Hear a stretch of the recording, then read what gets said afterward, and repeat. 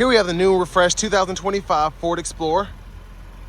This one comes in the ST model in carbonized gray metallic. And then we have the Onyx ActiveX interior. For the powertrain, we get a 3-liter twin turbocharged V6 engine, made it to a 10-speed automatic transmission.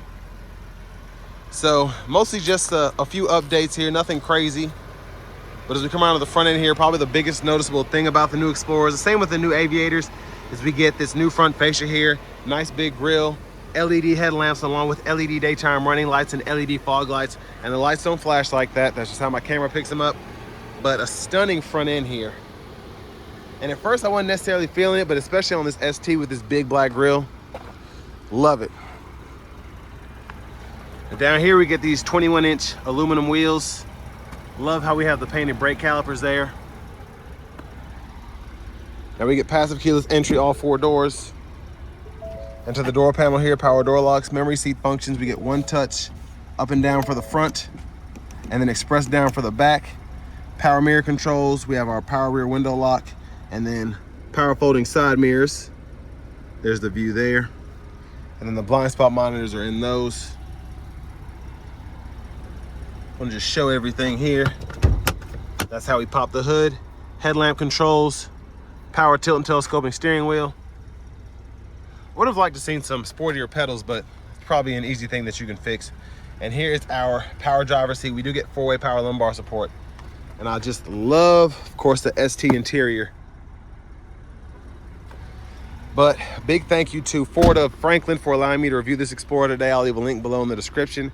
And if you're looking to find the best price on one of these in your area, just make sure that you click on that second link down below. It takes a minute to fill out your information. I'll make sure the local dealers are fighting to get you the best price on one of these. But I have the front seat adjusted for someone of my size, being 6'3" with longer legs. So we're gonna check out the space back here. Just reviewed an Aviator, so should be about the same leg room back here.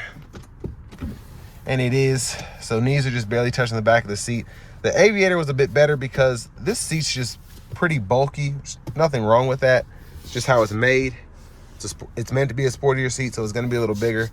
But I love that we have the seat back pockets on both sides, rear AC controls. We have the 2-stage heated outboard seats, USB-C ports, and then a 110 3-prong household plug-in here.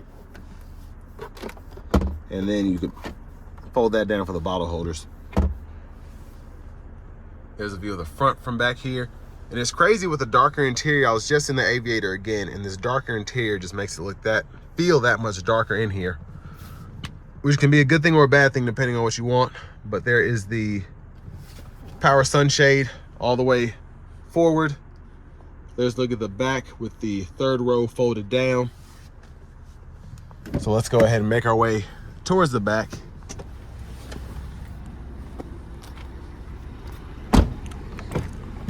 Easy fuel there. And as we come around to the back, this is actually more of an upgrade than the 25 Aviator. The 25 Aviator basically looks the same, the rear end does, but on this Explorer, it got a slight update, and this was something else I wasn't really feeling until I got used to it. Now I really love how they did that there. Tow hitch there, dual exhaust.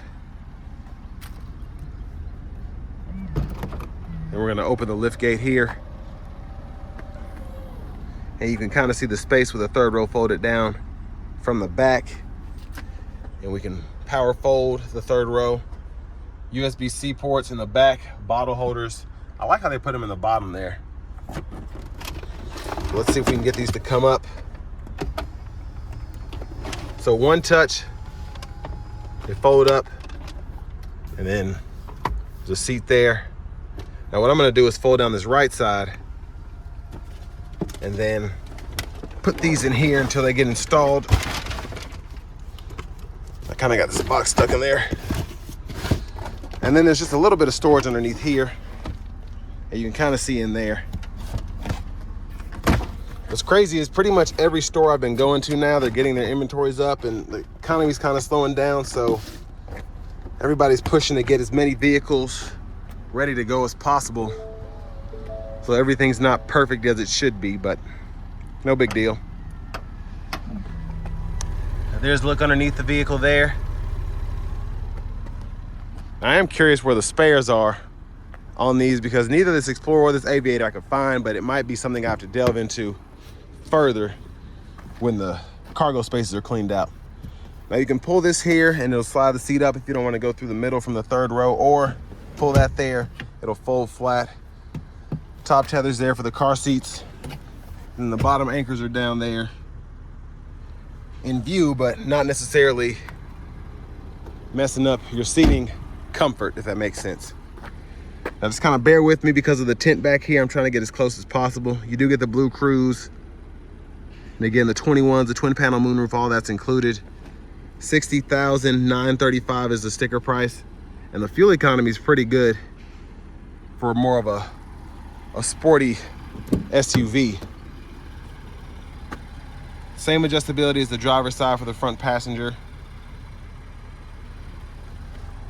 Side pockets here, lockable glove compartment there. Pretty good size. And then we do get that B&O sound system.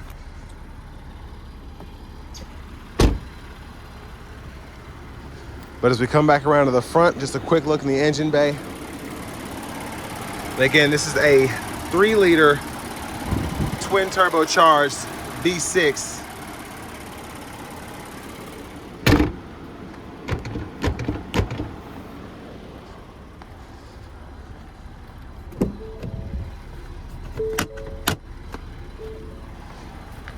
It's a little light with the hood.